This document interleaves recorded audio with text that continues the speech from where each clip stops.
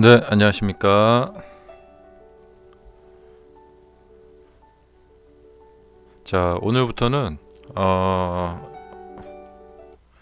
이제 앞으로 매일매일 하는 저희 라이브는 이제 하지 않고요. 제가 종종 이제 영상을 만들어서 올려드리는 방식으로 하면서 이제 라이브는 비정기적으로 필요할 때마다 한 번씩 이렇게 하게 되는 그런 포맷으로 바꾸도록 하겠습니다. 자, 어제 라이브 방송에 오신 분들에게 앞으로 이제 이 변화를 좀 말씀을 드렸는데요.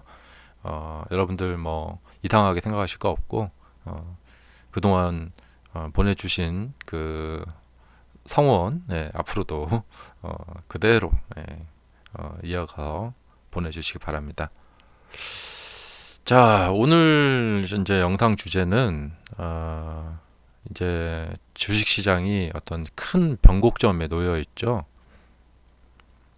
자, 그동안 이제 그 여러 가지 사건으로 지금 이렇게 되어 있는데, 지금 주봉 보시면은, 자, 여기에서 이제 올라가면은 좀 사는 거고요. 아래로 내려가면 이제 무너지게 됩니다.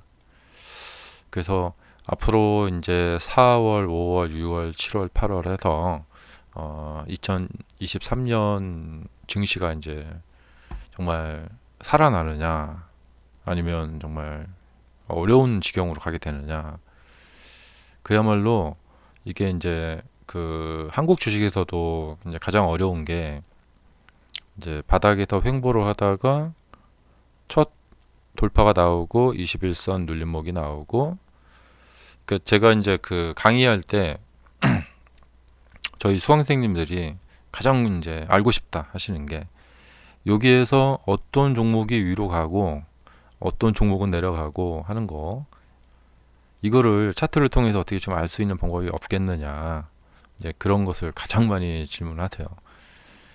지금 나스닥이 이제 하락 추세선을 돌파를 하고요. 여기도 이제 추세선을 돌파를 한 거죠. 그리고 이제 첫 번째 상승을 하고 첫 눌림목이 나왔어요. 이 눌림목이 나오고 나서 이게 위로 갈지 아래로 갈지, 이게 정말 그 이제 갈림길이거든요. 이제 주식에서 이제 확률상 보면은 이런 경우에 70%는 하락합니다. 아니, 한 80%는 하락을 합니다. 그리고 이제 상승을 잘해서 이제 급등으로 이렇게 올라가는 경우는 한 뭐 10%, 뭐 15%밖에 안 됩니다. 왜 그러느냐? 당연히 그럴 수밖에 없어요. 만약에 70%, 80%가 상승을 해서 올라간다. 그러면 추세 돌파한 첫 번째 눌림목에 온 이 좋은 기회를 가서 다 사면 되겠죠. 그러면은 그 중에서 10번 중에 한두 번은 하락하고 8번은 상승하면은 한두 번은 짧게 손절치면 되잖아요. 근데 성공하는 경우가 많다. 그러면 돈을 정말 쉽게 벌겠죠. 그래서 이 첫 번째 눌림목에서 상승으로 가는 그 확률은 낮을 수밖에 없습니다. 그러니까 그 낮은 확률의 것을 지금 나스닥이 해내야 된다라는 거죠. 그렇게 된다면 빅테크들은 큰 수익이 나겠죠.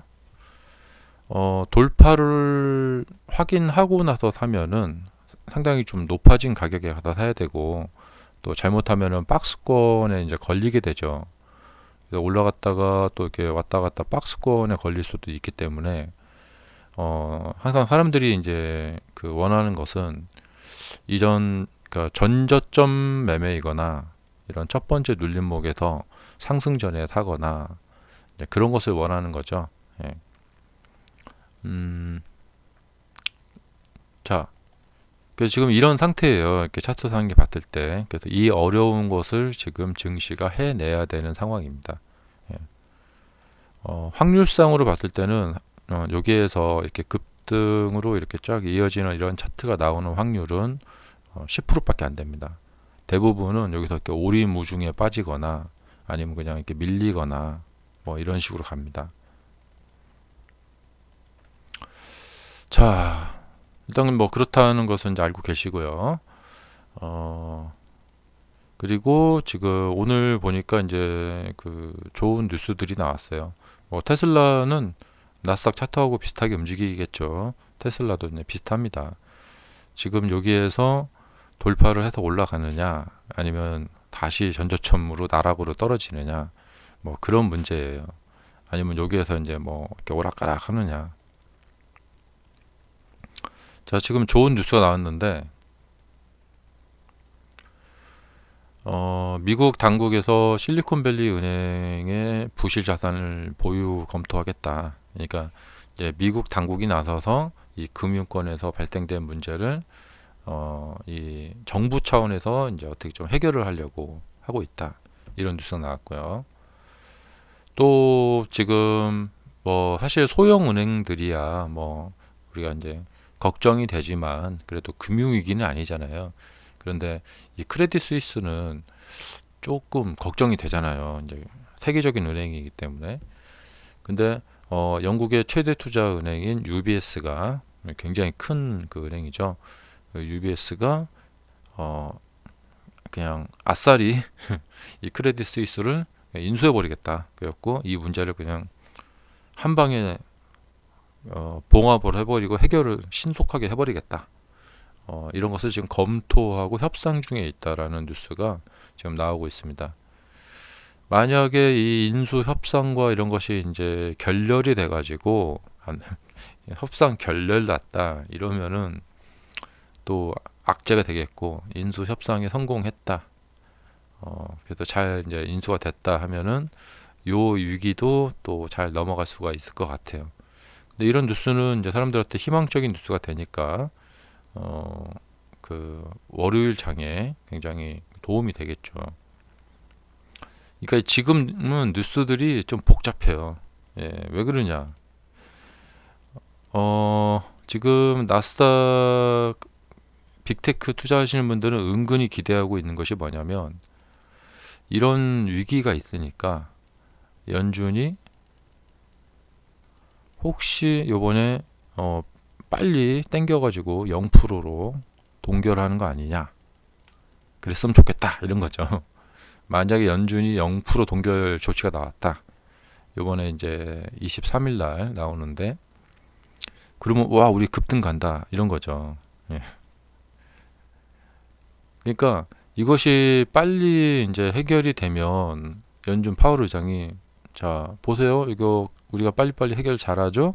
그러니까 우리는 물가 잡는 이 일에 계속해서 집중할 거예요.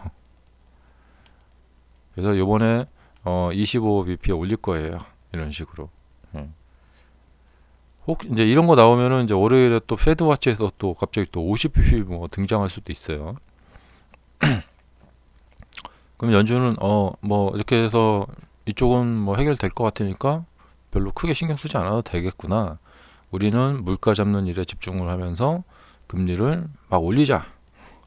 네. 지금 이제 요런 식으로 이제 흘러간다면은 그러면 지금 그동안 올랐던 이제 비트코인이나 그동안 상승을 많이 했던 이제 엔비디아나 이런 주식들이 하락을 할 가능성이 있어요. 이게 이제 주식에서 보면은 많이 오른 건 하락을 하죠. 그래서 자 엔비디아가 좀 올라도 좀 너무 많이 올랐어요. 예. 그래서 좀 이 이평선 속으로 좀 조정을 좀 해야 되는 거 아닌가. 주봉 보면은 좀 넘어간 느낌이 있어요. 어, 이렇게 하다가는 작년 고점을 넘어갈 가능성, 뭐, 넘어가는 거냐 이런 말이 나오겠는데. 자, 그래서 이렇게 많이 급등했으면 이제 고점을 치고 하락할 가능성이 있고, AMD도 지금 많이 올라갔어요. 지금 일봉 보시면은, 이격이 엄청 벌어졌어요. 여기서도 보시면 이격이 이렇게 벌어지게 되면 이렇게 조정을 하거든요. 그러면 스토리를 한번 짜보면, 다음 주에 이제 연준이 약하게 금리 인상을 약하게 금리 인상을 하는 게 아니라 약간 뭐 임팩트 있게 하는 거죠. 예. 25bp 하면서 우리는 그냥 우리 갈 길 계속 간다. 이런 식으로 이제 매파적인 발언을 하면 그러면 이제 실망을 하겠죠. 아유, 좋다 말았네. 그 금리 피벗을 기대하고 있는데 피벗 없습니다. 다시 재확인해 주면서 올해 안에 금리 인하 없어요. 이런 식으로 우리는 물가 잡는 거에 집중할 거예요. 예. 22 라가르드 총재가 엊그제 그 얘기 했죠. 50bp 올리면서 금융권 문제는 우리가 통제할 수 있다. 자신 있다. 대신에 우리는 물가 잡는 일에 계속 집중하겠다. 이런 얘기를 했죠. 연준도 비슷한 얘기를 할 거라고 저는 생각이 돼요. 자, 그러면은 지금 김칫국을 마셨던 좀 빅테크들의 상승과 나스닥의 상승, 그리고 비트코인들의 상승, 다들 좀 너무 많이 갔어요. 그래서 월요일에 그러니까 한편으로는 이제 금융권이 안정세가 이제 찾아오면은 지금 금융권 주식들 있죠. 이제 크레딧 스위스나 이게 막 나락으로 떨어지고 있는데 이런 주가들이 반등을 하면서 증시 분위기가 좋아질 수도 있고요. 좀 찰스 슈왑이나 뱅크 오브 아메리카가 신저가로 떨어지고 있어요. 여기 정말 문제인데요. 예, 무슨 여기 지금 뭐 아주 큰 탄탄한 회사인데 여기 자체에 문제가 생긴 것 마냥 이렇게 지금 나락으로 떨어지고 있는데 이거 좀 너무 오버 아닌가 생각이 들어요. 자, 크레딧 스위스 주가가 급락하는 것은 이해되는데 뱅크 오브 아메리카까지 뭐 이렇게까지 갈 거야 있나 생각이 들어요. 그러면 이제 은행주들은 조금 반등을 할 것 같은데 여기 이격이 너무 크죠. 근데 그 와중에 테슬라를 비롯한 이제 애플도 좀 많이 갔는데요. 그러니까 빅테크들도 상승을 하고 은행주들도 상승을 하고 그렇게 될 수 있을까? 그게 조금 걱정이 됩니다. 왜냐하면 지금 너무들 지금 많이들 갔어요. 네, 특히 엔비디아, 또 알파벳도 그렇고, 모두 다 상승을 하면 좋은데요. 주로 보면은 이제 많이 올라갔다가 보면 내리거든요, 이렇게. 그러면은 이제 나스닥이 조금 이제 밀릴 수가 있단 말이죠. 대신에 이제 다우 지수 같은 쪽은 좀 오를 수도 있겠죠. 자, 그래서 요새는 이제 어떤 뉴스가 나오면은 한편으로는 좋은데 한편으로는 안 좋고 그렇죠. 네. 음, 그리고 어제 주가를 보면은 네, 테슬라 같은 경우에 이제 크레딧 스위스가 이렇게 하락을 쭉 했는데 이제 후반에는 올랐어요. 근데 테슬라는 계속 이제 밀리고 밀렸죠. 그리고 애플도 좀 비슷하고 예, 여기도 다 밀렸어요 주가가. 자, 메타도 시가부터 쭉 밀리고요. 자, AMD만 좀 이렇게 반등하고 다들 뭐 상승이 좀 제한적이죠. 자, 그래서 월요일 날 굉장히 지금은 모든 게 다 아리송한 상태입니다. 네. 그리고 좀 퍼시픽 웨스턴 뱅크라는 데가 있는데 지난 주말 그 예금 인출 급증 후 안정을 찾았다. 예. 또 처음 들어보는 데죠. 이런 데도 또 이야기가 나오고 있습니다. 퍼시픽 웨스턴.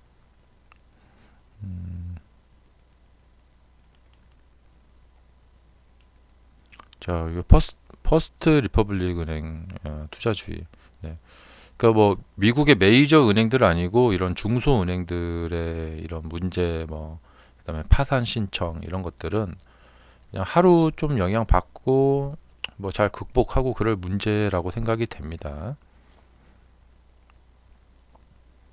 그래서 메이저 은행들의 문제나 무슨 뭐 큰 펀드나 이런데 또 투자 회사들 있죠. 골드만삭스나 이런데 문제만 아니면 예, 지금 펀드들도 미국의 헤지 펀드나 뮤추얼 펀드, 뭐 부동산 펀드 이런 거 많거든요. 근데 그런데도 규모가 커요. 근데 그런 데들은 또 여러 개 또 연계되어 있는 거 많아가지고 좀 위험할 수도 있어요. 그때 금융권 불안은 앞으로도 계속해서 일어날 것 같고, 그래서 이제 문제가 이렇게 땅 터지면 가서 이제 또 봉합하고, 네. 증시는 이렇게 하다가 어머나 하다가 봉합됐네 하면 또 가고, 그러다가 또 어떤 것도 터지면 하다가 또 가고 그럴 것 같습니다. 자, 그래서 이제 이런 일들이 앞으로 당분간은 막 굉장히 이렇게 자주 일어날 것 같아요. 그리고 여기 좀 처음 이야기 나온 퍼시픽 웨스턴, 퍼시픽 웨스턴이 지난 주말 실리콘뱅크와 시그니처 뱅크 이사의 엔추 예금치 높아졌다가 이제 안정화됐다. 예. 그래서 좀 이제 이런 불안감이 있는 거죠. 자, 그래서 앞으로 저런 문제가 생겼을 때 그 관련 기관들이 신속하게 빨리빨리 처리하고, 근데 문제가 생기면 여기서 지금 파산 보호 신청 이야기 나오고 나서 밀렸잖아요. 그러니까 불안한 일이 생기면 그거에 따른 주가의 반영, 불안감 반영은 뭐 피할 수가 없는 것 같아요. 그리고 신속하게 처리가 되면 이제 금융위기 같은 것까지는 안 가고, 예, 잠깐 이렇게 갔다가 또 문제 생기면 또 밀렸다가 뭐 이렇게 될 것 같아요. 그래서 사실 이제 금융위기 때는 그것을 단기간에 빨리 봉합을 할 수가 없었어요. 되게 시간도 많이 끌고 그래서 1년 내내 하락을 했었는데, 또 규모도 좀 컸고요. 미국 서브프라임이라는 그건 엄청나게 컸던 거죠. 근데 이번에는 뭐 신속하게 이렇게 처리를 이게 가능하다면 그냥 뭐 어디 문제 터지면 여기 땜질하고 저기 터지면 저기 땜질하고 해서 그냥 이렇게 넘어가는 것은 뭐 가능하려면 가능할 수가 있겠죠. 예, 다른 데로 확산되는 거 이제 막을 수도 있겠고. 그래서 올해는 뭐 연말까지 계속해서 이런 거와의 싸움일 것 같아요. 연준은 금리를 물가를 잡기 위해서 지금 금리를 이렇게 올렸는데, 이거 당분간 물가 잡히는 거 이제 볼 때까지는 계속해서 그냥 유지를 할 것 같아요. 예. 근데 시장은 더 이상 올리지만 않고 0% 동결만 조치만 나와도 좋겠다, 지금 그러고 있죠. 네. 금리 인하까지는 바라지도 않고, 0% 동결 조치만 나와도 우리는 그냥 날아가야겠다. 뭐 이런 분위기인 것 같아요. 근데 항상 그 서프라이즈가 나와야 되겠죠. 예. 이번에 몇 프로 할까? 지금 다들 아리송한데 갑자기 0% 발표한다. 그러면 나가는 건데, 계속해서 올리다가 이번에 0% 하겠지라는 예상이 엄청나게 많다. 그런 상황에서는 그렇게 서프라이즈가 안 나죠. 예. 할 걸 하는구나 이렇게 되면. 이번 같은 경우에 0% 하면 갑자기 서프라이즈 나니까 증시가 확 갈 수가 있겠죠. 자, 그래서 월요일장 제가 오늘 이렇게 나열해 드린 이런 사안들, 지금 뉴스 나오는 거, 그래서 월요일장은 은행들 주가들은 좀 안정을 찾고 반등을 할 것 같고, 거기에서 이제 셈법이 복잡해지는 거죠. 네. 자, 23일 날 이제 금리 인상 발표가 있는데, 월, 화, 수 정도 이제 되고, 목요일인가, 금요일 날 발표할 거예요. 금요일 날. 이 발표가, 잠깐만요. 제가 날짜를 좀 본 게 있는데, 네. 자, 이게 이제 23년 그 금리 인상 발표 날짜들이에요. 23일. 네. 그리고 그 다음에는 5월 4일. 네. 그 다음 6월 15일이거든요.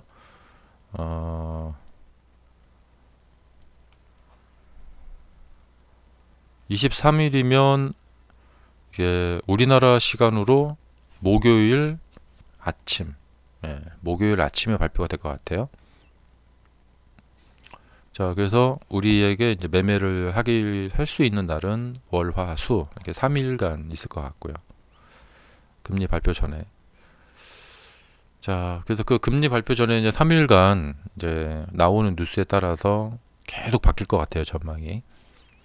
음, 그래서 이대로 월요일을 맞이한다면 아무래도 은행들 주가는 오르고 빅테크들하고 비트코인 같은 것들은 떨어지고 좀 그러지 않을까. 예. 지금 비트코인이 여기서 이제 못 올라가고 이러고 있어요. 근데 많이 올라간 이 비트코인도 이제 내려오지 않을까 생각이 들어요. 그러면서 그동안 좀 김칫국을 마셨던 빅테크들도 좀 하락을 하지 않을까 생각이 듭니다. 어, 근데 뭐 이제 시장이 이제 뭐랄까요? 그 하락까지는 아니고, 예, 뭐 이렇게 급락은 아니고요. 그렇다고 월요일 날 뭐 저 은행권 문제 해결된다고 해서 예, 월요일 날 무슨 막 이렇게 급등까지 갈 건 아닌 것 같아요. 예, 여기처럼 이렇게 뭐 급등까지 갈 건 아니고 조금 눈치 보면서 좀 생각을 할 수 있는 시간을 갖는 뭐 이렇게 그런 장이 좀 될 것 같아요. 자, 여러분들도 이제 주말 시간을 내서 지금 금융권 문제와 또 앞으로 연준의 금리 인상이 이제 어떤 행보를 보일까 이런 부분에 대해서 연구를 좀 많이 해보시면 좋을 것 같아요. 자, 그러면 저는 또 다음 영상에서 뵙도록 하겠습니다. 감사합니다.